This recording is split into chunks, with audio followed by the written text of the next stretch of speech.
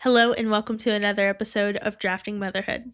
I'm your host, Michaela Burnham, and tonight is going to be more like a diary entry episode because, writing it down just isn't enough. I have a microphone, I might as well share my feelings with the world. But tonight I'm going to be talking about building the village. This is all going to be from my perspective, my experiences, and the takeaways that I've gotten from the village so far. Honestly, having a village wasn't something that I ever really thought about until having kids. I mean, friendships and community and stuff was important to me before, but there's something that develops deeper after you have kids. You just crave this connection with another woman who's in the same phase of life as you, whether it's to validate you or to say, have you been through this? Because that is kind of crazy. I have no idea what I'm doing, or even if it's just someone who can step in and help out for an hour or two. I remember back in the day, if me and my husband wanted to go out to eat, he would say, "Baby, put on some pants. We're going out tonight." And now we have to call three different sitters just to see if they're available. And then we have to revolve the date around our daughter's nap time schedules because God forbid someone else put him to bed. No way, they're feral. It feels like rest is impossible sometimes until someone else is capable of stepping in and handling things for just a couple minutes. For us, that's our Mimi and our beloved Auntie Jess. They could step into bedtime at any moment and those girls would go down happily. But unfortunately, those women live out of state. So our date nights now have become either scheduled around their visits or around the three babysitters. As glad as I am that we have found creative ways to still stay connected, this is by no means our long term idea of romance. I mean, don't get me wrong, we're homebodies from time to time, but we also love to be able to just go and play a round of golf for an afternoon. And we knew that by having a village closer by, we would be able to hit pause on mom and dad mode just a little more often and just be able to hang out as friends for a couple hours or like actually go on a proper flirty date.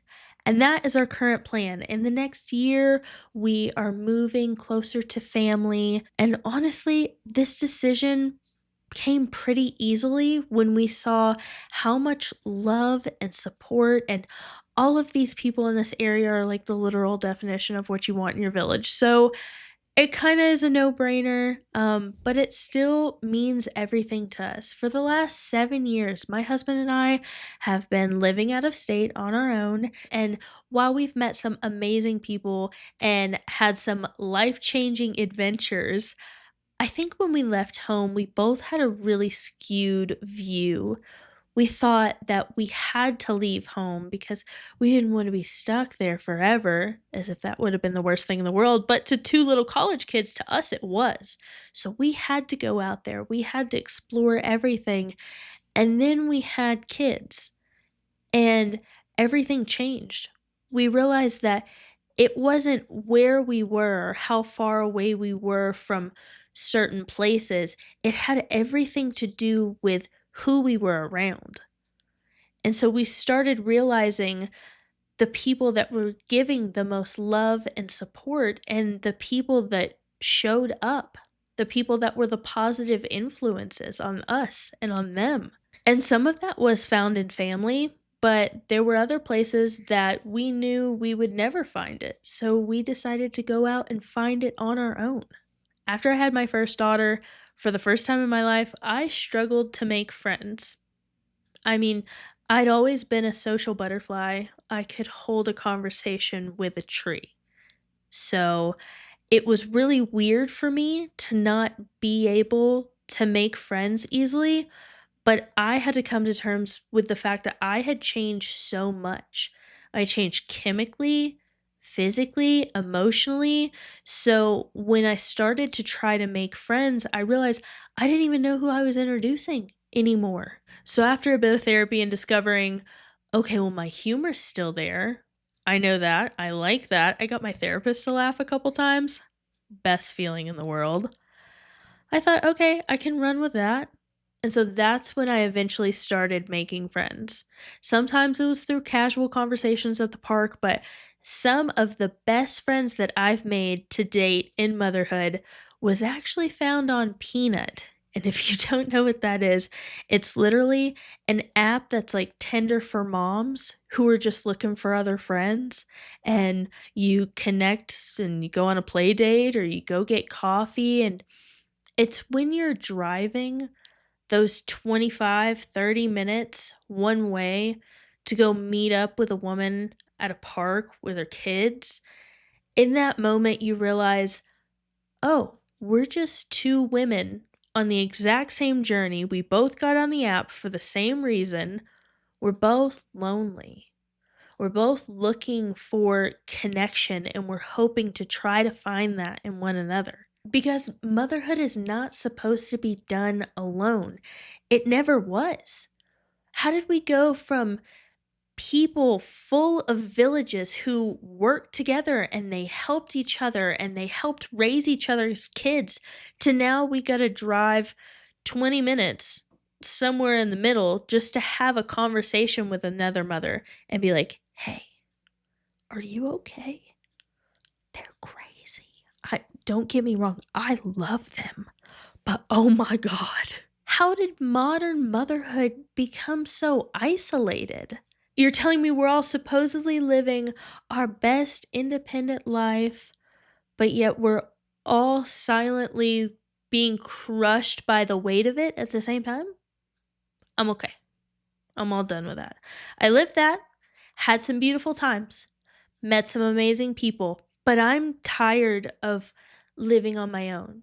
I'm tired of being separated from the potential village. I know how easy it is to slip into the cycle of, oh, yeah, we'll try to come by next Christmas, knowing how much that this trip alone cost us and how long we had to save for it. And then when you're there, you hear them say, oh, look at them, they're getting so big. And your heart melts, but it also kind of breaks a little bit at the same time. And then you get back home and you're like, oh my God, that was so much fun. Like, we need to do that again soon. And then you come to the conclusion that you're like, oh, I don't know the next time that I'll be able to get off work. And we go through all of these scenarios, and life has a really interesting way of reminding us how fleeting time is. When my father in law passed, we knew that the excuses were a luxury that we couldn't afford anymore. And even through the grief, we knew that our family just had to be closer. I mean, the phrase, it takes a village to raise a child, is true for a reason. This shit is hard. And it can be overwhelming when we try to do it alone. And I find it interesting that over time, this phrase has just shortened to it takes a village. And then it kind of just implies that we know the rest. But my take is that we shortened it because we realize it's not just about raising the child. We are a part of the village too. We also need the connection and the love and the support of our village. I mean, those play dates aren't just for the kids to go run off some energy and me and mom are going to stand there and stare at each other the whole time. No, we're taking those moments to quickly capture a moment of connection with another adult. We get to talk about adult things like what our favorite show is right now or places that we've traveled to. My personal favorite, childhood trauma. You don't have to, but if you bring it up, we're going deeper. Over the short course of my motherhood journey, a lot has changed. Who I am, things I want in life, the things I don't tolerate from other people or myself. But I also no longer care to hold on to the things that I didn't have. I could go around pissed off that I wasn't given a village. I wasn't raised in one. So when it was my turn to go out into the world, because I was a social butterfly, everyone thought I would do just fine. Little did they know, I was scared of shit. So I was just a little chameleon. I just blended into everything just to feel safe. And then I had kids. All that stripped away instantly. But for the first time, I was able to see myself truly. And from there, I was able to build a village that felt authentic to me. And yes, having a village is nice, but I've learned that being a villager is just as important. And hey, I'm still learning as I go. But I'm realizing that the village doesn't always arrive the way that we imagine. Sometimes the village is built slowly, over years, through neighbors who show up, through friends that become family, through grandparents who move closer, people who just choose each other over and over. So, if you're in the process of building your village and you have stories you want to share or advice you have for others, feel free to send them into the show. draftingmotherhoodpod@gmail.com. And remember, you can always send in topic suggestions or questions to be discussed anonymously here as well.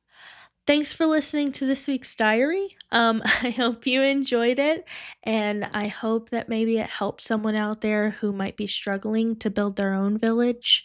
I know that we're not always given one, but there's a lot of hope in knowing that we are all able to create one. So go grab your tools. Let's start building the village out there. And when you're done, come back and have a seat, and we'll talk about it.